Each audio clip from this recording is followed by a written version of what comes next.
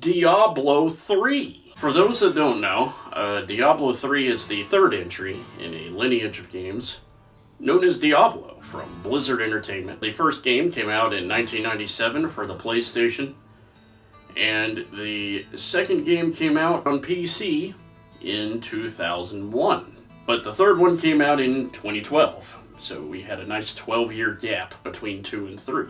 Almost the same amount of gap between Diablo 3 and 4. These games trickle out. For those that don't know, Diablo and Diablo 3 fall in a genre known as an action RPG. And for a more detailed explanation of action RPGs, head over to the Grim Dawn video that we did a few months ago now, I think about a month or something ago. As a basic, you have your turn-based RPGs that have battle steps and things go in turns, and then you have your action RPGs, which is all real-time. That's the meat of the difference. In traditional video game battalion format, the graphics haven't changed since 2012. The sound design and music hasn't changed since 2012. The plot hasn't changed since 2012, and honestly, who cares about the plot? I am interested in the numbers. That's all I care about, is the numbers. I mean, if I'm not doing 50 trillion damage in one shot, who the heck cares about a game? Anyway, the point I'm trying to drive home is that the gameplay revolves around numbers. Highest damage per second. It's not even about the base damage. It's about effects that stack and boost your damage per second. It's about how fast you can clear the highest level rift. So, there's a big level number and then a small time number. That's 3 types of numbers to care about right there. You got multipliers for items that are augmented. That's a 4th type. You got Kanai's cube, man, where you're putting items in the cube to stack the amplifiers and do bigger percentages. Make the attacks faster. That's 5 types of numbers, and rolling stats and gambling stats and things, that's another type of number. How much money you got, the amount of gold coins you have, another number. And the highest level Caldarian rifts that you do to add more numbers to each stat in an item. That's more numbers. So, for those that didn't get the jaded comments earlier, I'm a bit more of like a D2 fan, where like certain things interact better with certain things, but you can do almost anything. It's more open to experimentation. Video game seasons are periods of time in which a video game developer will tweak certain things about a video game, be it limited time.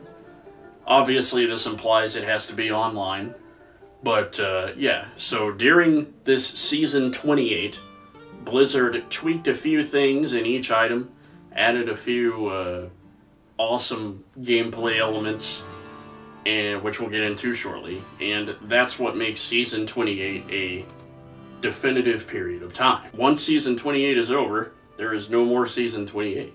It's like a television show type thing. It's a unique period in time in which unique things happen. So, what's cool about Season 28? Well, they pulled out the big guns. They figured, well, since Diablo 4 is set to come out here before too long, let's implement this new tree, this new progress tree. After fulfilling a certain item or resource requirement, you can add a permanent stat boost to not just one, but all of your characters. So if you decide to revisit that one, your first freaking monk build from Season 4, they will be permanently boosted along with all the other heroes that you probably haven't touched since the relevant season. I, of course, being me, went against the grain for probably the first 75% of my Season 28 progression, and I just did my favorite Unhallowed Essence build, and decided about the 78 to 80% mark, 75, 80%, somewhere in there. Hey, I want to try the preferred Blizzard build. And what I've been doing was saving ancient versions of every of the 2 sets of my preferred Unhallowed Essence set and the Flavor of the Month build, Spin to Win, as I like to call it. So, because I had that, I was able to easily swap back and forth with a little gameplay, because when you're grinding for materials, you want to check and be sure that the items you get pertain to the thing that you want. So, and for those that don't know, the Diablo games have always had this item ranking, this item tier. Common items are basically garbage. You use them for the first 10 minutes of the game. Magic items, rare items, freaking legendary items, ancient legendary items, and primal ancient legendary items. And as you might be able to tell, the primal versions are the best. So, and they are also the rarest drop. As I was climbing up, I'm like, okay, let's switch to this D3 Season 28 build, and yeah, you saw that intro, right? That's kind of about what I think of it. I mean, it's easier to play. That's good for, accessibility, but, whatever. I will still dart around. Whenever I play Diablo 3, I still like darting around and firing thousands of arrows at one time. Round them up, disperse the arrows forward, and watch the wave just go.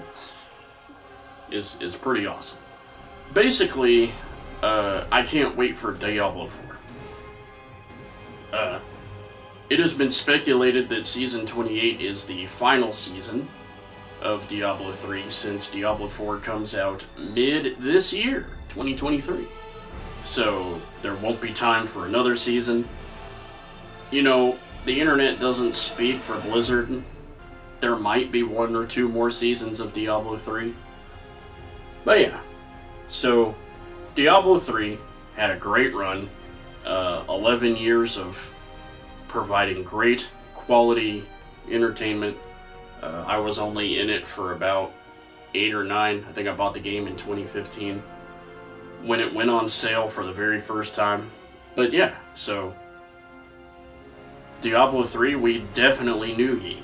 So, looking forward to Diablo 4. Everything that I've seen about the beta has been fantastic. So, that's what I'm looking forward to. And look forward to a Diablo retrospective. It's gonna happen. It's gonna happen.